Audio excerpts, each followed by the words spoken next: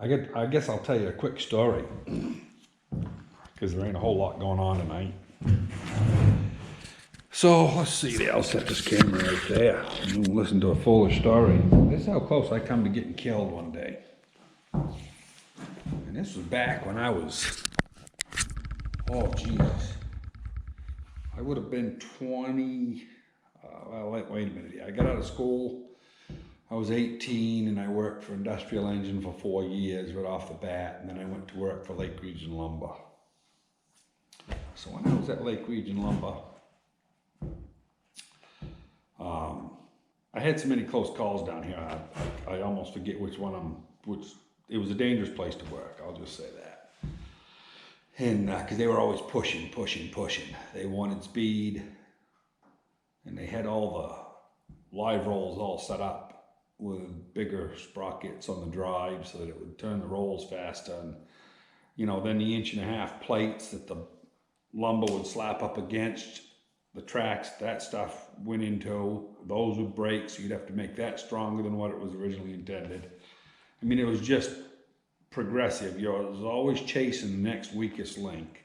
It's just how the place worked. It's kind of an ignorant bunch, really. They weren't happy just to make a living, They were chasing that $1 million dream, I guess.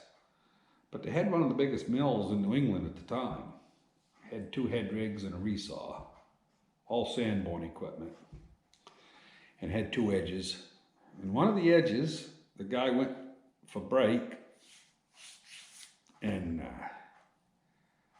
I locked it out like you're supposed to, and I went through the second extra step. I went down into the electrical room. I clipped off the power. Went back up, pulled my tag off, hit the button, nothing, perfect, power's off. I jump up in the machine, lift the hood up on it, and the shaft was down inside the machine far enough that you couldn't set down on the machine and take the blades out. You actually had to stand on the shaft. And just the cheek of your ass was against the back pan a little bit. And so I was down there and I took all the old blades off. They were half blades, no big deal. And it was I think it was I might be wrong on this, I think it took a 7/16 Allen drive, but I don't remember, it might have been a 1/2 inch. They're pretty big. Anyway, I took all the bolts out and I'm hurrying, right? So this hood top is in front of me, so I can't see if anybody comes to the operating platform. I'm down in there working like hell because I'm trying to get this done before the guy comes back. So I changed all the blades, started all the bolts there with my fingers, and I was leaning ahead. I leaned back to get my ratchet. And while I was picking up the ratchet, the only time that you're balanced is sitting on the cheek of your ass instead of on the blade, on the arbor. Just that, maybe a 1/2 second timing wise.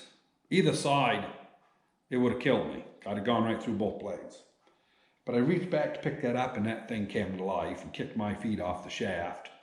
When it did, I rolled it on my back. Of course, I was 25 years old. I was in the air, standing just like that. And looking down there, and there's this kid looking at me like eyes that big, like, holy shit, what did I just do? Well, I walked right down that belt to him. I could have kicked his ass, but I started hollering, screaming at him. I finally got half calmed down. I says, what the hell did you pull my button off for? I said, it was locked out. He said, oh, I thought you forgot it. Well, that's a big no-no to start with. So then I says, well, damn it. I says, I had the breaker trapped.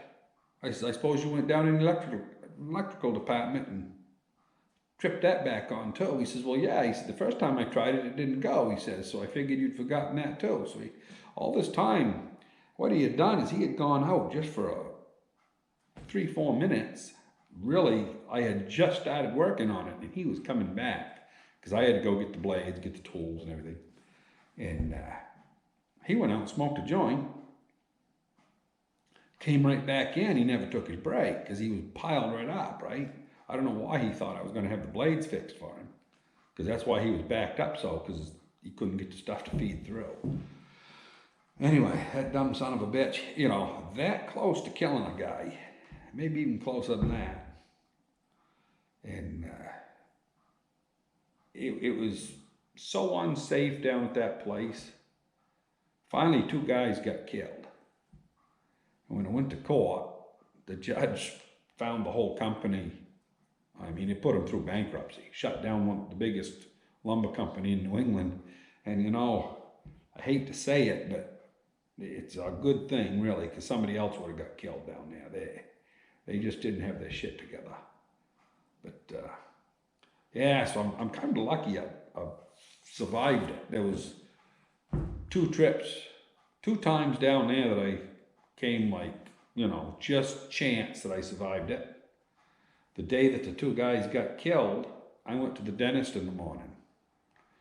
So the maintenance man that was out to do the debacca, he came in because he saw that the side was down, and he stepped down there with a sawyer, helping him take a piece of slab that was stuck in the guide out.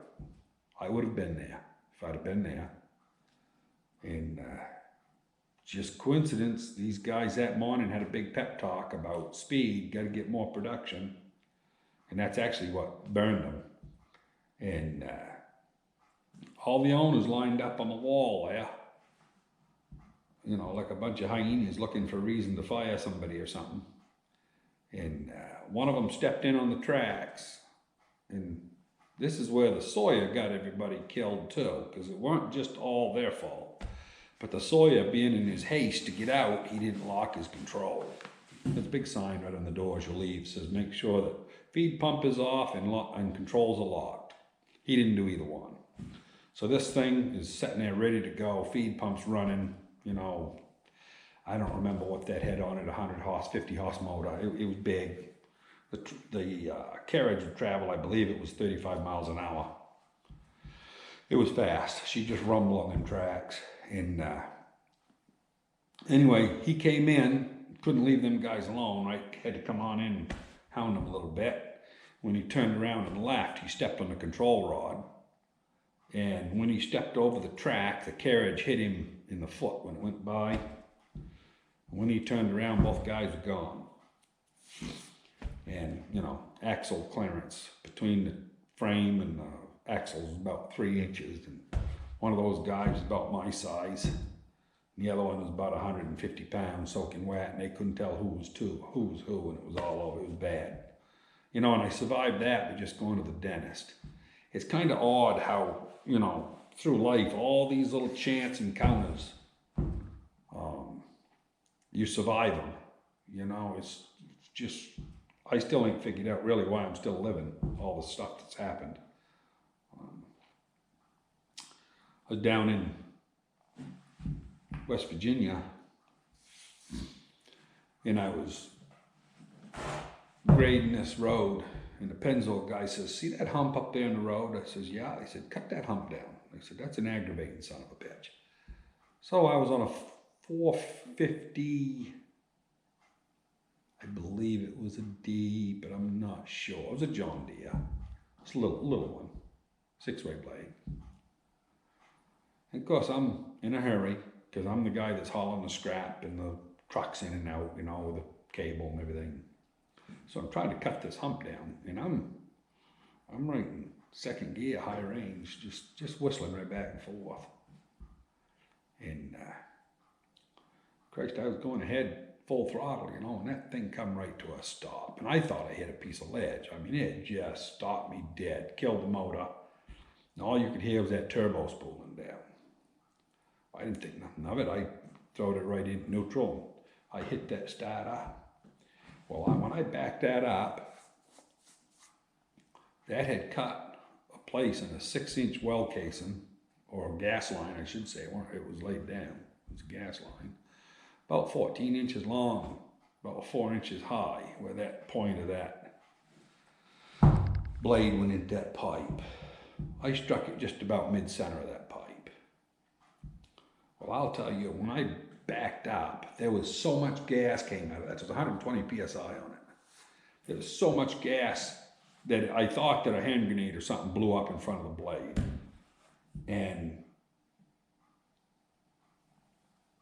I never shut the tractor off. I mean, I knew as soon as I backed up 3-4 inches, you know, I knew I was in gas. And the gas is all around me.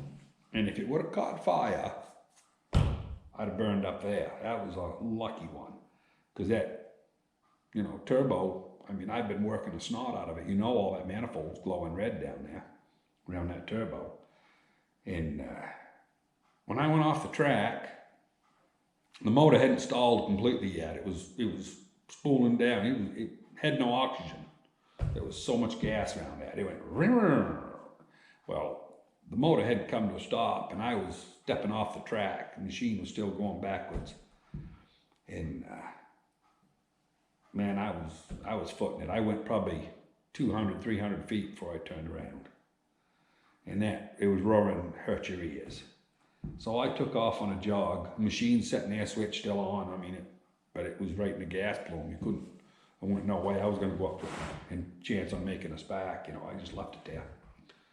And I went down to the big compressor station. Them old big compressors in there, just boom, boom, boom, boom, boom, boom. They didn't know the difference. So I'm trying to get in. Everything's locked right up. So finally I walked around. There's an old Dodge truck sitting out back. I go on over and the door's open. There's a radio in there. So I picked up the radio. I said, hey, anybody out there listening? I didn't know who the hell to ask for. And finally, this lady come on. She said, this is Clarksburg. I'm pretty sure it's Clarksburg, she said. And she said, who's this? So I told her, this is a dozer operator. I said, I just got into a gas line up here. And I told her where I was at. I don't remember the name of it now. And she says, well, that explains why some of the pins are dropping in such and such holler. I says, yeah. I says, probably why. She says, well, you stay away from it. And she says, we'll have somebody there. Well, I walked back up. And of course, by the time I got up there was 20, 30 pounds coming out, you know, just a lot of gas. But I stayed the hell away from it. And, Jesus, I could hear 4 barrels coming. I mean, one of them old Dodge trucks. Pennzoil had a lot of them Dodges, and they had 440s in them. Boy, you could hear them coming half a mile away. Well, it was a foreman. He come out and he grabs an old inner tube and a bunch of mechanics wire, and he wraps that all up, trying to keep enough pressure to keep some of the pins up, because it saves a lot of work. And he says, why don't you drive a dresser on that and fix it right? He says, oh, she's union. He says, I can do a temporary repair, but I can't fix it right.